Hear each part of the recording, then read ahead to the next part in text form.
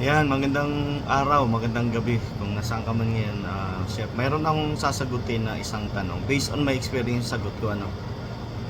Nagtanong siya actually sa Philippine Culinary Guild page. Okay, isa rin naman ako sa admin doon. Ang tanong niya, siya daw yung gumawa ng menu nung restaurant. Okay. Ngayon, nung aalis na siya, may karapatan po ba akong i-demand na tanggalin yung menu na yun dahil ako gumawa? Okay, based on my experience po ang sagot ko, hindi po to based on haka-haka.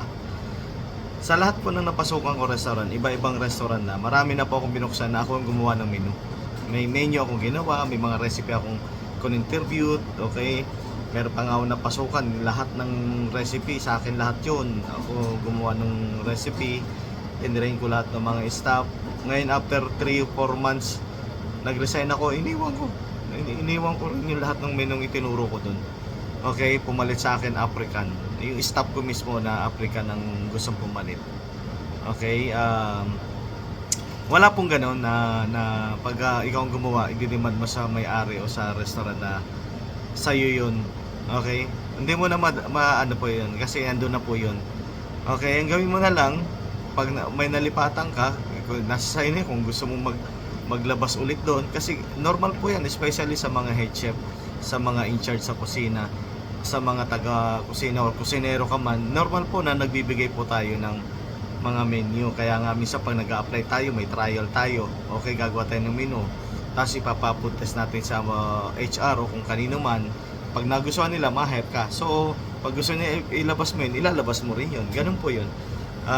Wag na po nating isipin na menu ko yan, akin yan, at wala pong ibang kukuha niyan, akin lang yan. Wala pong ganun sa tagal ko sa kusina. Okay, 21 years mahigit, 21 mahigit. Wala po akong na-encounter na chef na pinatanggal yung menu dahil gawa niya po yun. Okay, wala po.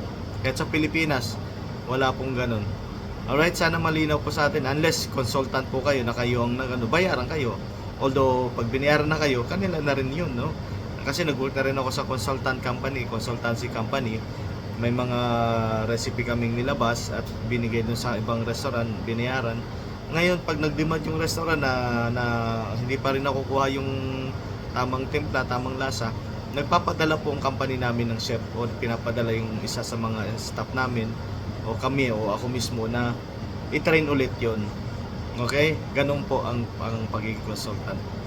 Alright, so maraming salamat. I hope may na-share ako sa inyong konting kaalaman tungkol sa pag-create ng menu o yung mga contribution ng mga recipe.